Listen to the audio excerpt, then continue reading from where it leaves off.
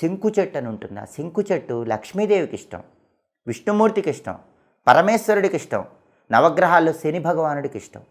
అసలు ఇంటి ఆవరణలో శంకు చెట్టు ఉంటే లక్ష్మీనారాయణుల అనుగ్రహం, శివుడి అనుగ్రహం, శనీశ్వరుడి అనుగ్రహం కలిగి అద్భుతంగా అదృష్టం కలిసి వస్తుంది. శంకు పూలు వీళ్ళందరికీ ఇష్టం.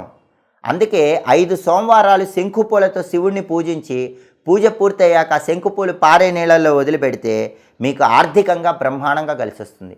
మంగళవారం ఆంజనేయ స్వామిని శంకుపూలతో పూజిస్తే వ్యాపార పరంగా బ్రహ్మాండమైన అభివృద్ధి ఏర్పడుతుంది. బుధవారం విష్ణుమూర్తిని శంకుపూలతో పూజిస్తే వ్యాపారం, ఉద్యోగంలో తిరుగులేని విజయాలు వస్తాయి.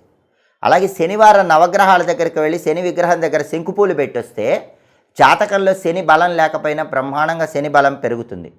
కాబట్టి శంకుపూలకు అంత శక్తి ఉంటుంది. శంకు చెట్టుకి అంతటి ప్రత్యేకత ఉంది. ఇంటి ఆవరణలో శంకు చెట్టు పెంచిన, శంకుపూలతో పూజ చేసిన అద్భుతమైన విజయాలు సిద్ధింపజేసుకోవచ్చు.